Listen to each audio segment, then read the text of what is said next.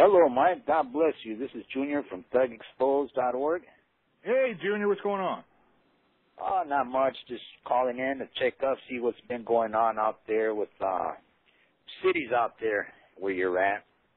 I understand they still have a lot of movement out there. I understand that there's been a lot more gang violence, drug abuse, and can you tell me a little bit about what's going on out there? I know they've done a data collection. I know that they have people working in prevention, intervention. I know they've coordinated their service delivery, and they've asked the church and the community to get involved.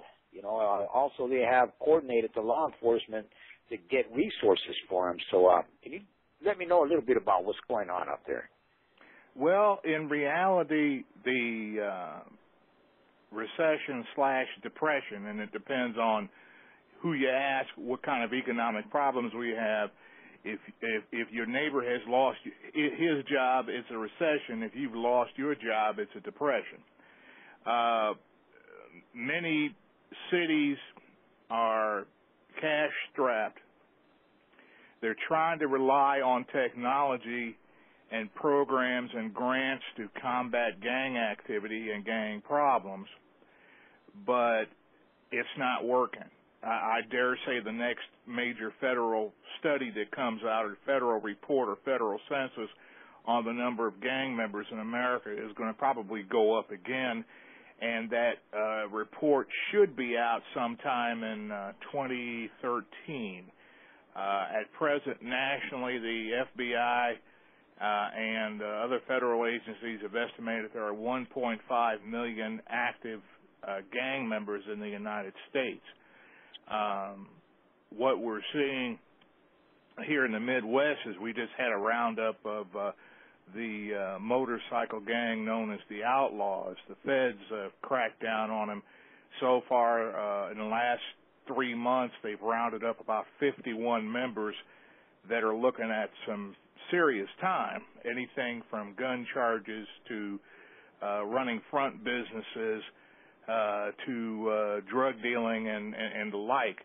The feds, at least in this area, are cracking down on the visible gangs, but they're not really doing that much as far as the color gangs, those gangs that we used to see a lot in the news, but we see in gangland and on shows like that. One of the interesting things that's starting to rear its ugly head in schools is this issue of bullying. Now, about 3 years ago, when kids started bringing their iPhones into school and their BlackBerries, they used to record fights in the bathrooms or the cafeterias involving gang members so they could post them to YouTube and use them as initiations.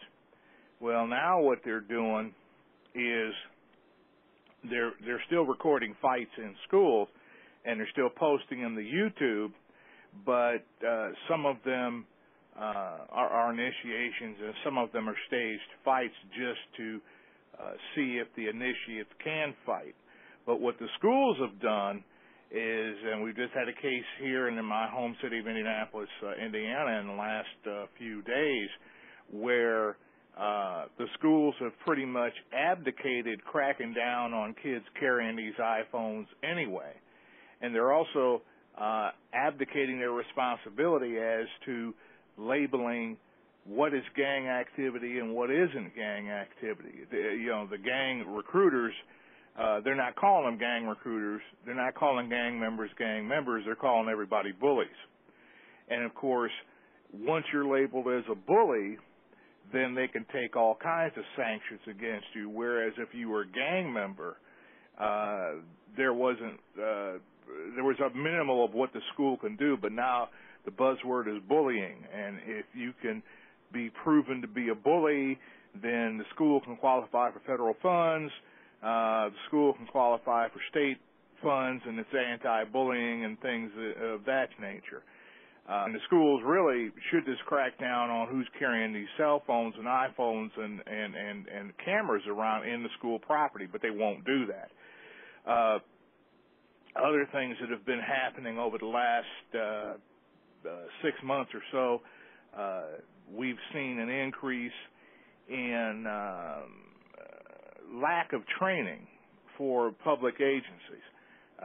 Agencies still really view gang information as something that's a venue of the police department, and private contractors such as myself haven't had that much in the way of activity.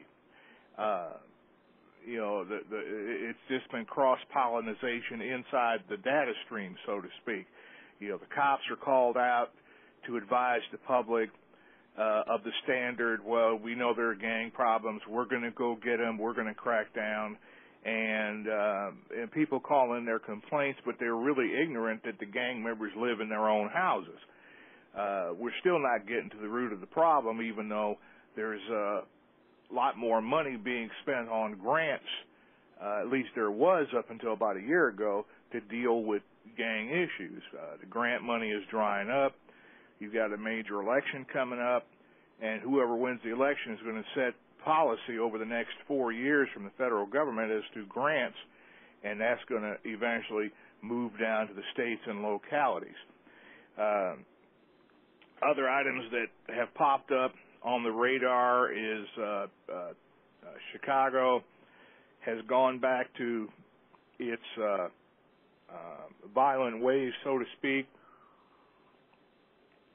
where you're going to have, or where you have had multiple shootings during the weekends.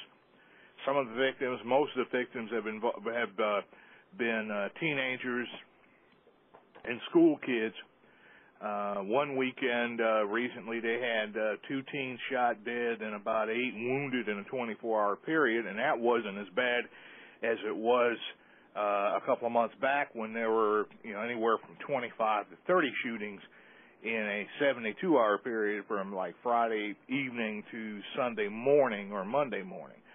But what do you think that nothing has changed to the true fact that as far as when you have all the city when they come together and they have all kinds of meetings and they form them and then they invite the public, they invite law enforcement, they invite gang intervention and that, but yet they still just show the booklet with the pictures with the flames in there with the fire, but yet they don't want the real solution. What is the real solution to the problem? The real solution is Jesus Christ. The real solution is the church is going to have to be brought in, not as a spectator, but as a gang intervention. The churches are going to have to get training, and they're going to have to basically take to the streets and deal with a spiritual problem. As long as we're dealing with the gangs from a crime perspective and not doing anything with the spiritual perspective, you're going to see, and we're already starting to see it, we're starting to see kids in kindergarten, first grade, second grade, that are mimicking gang behavior because older brothers and sisters, and in some cases mothers and fathers, are actively involved in gang activity.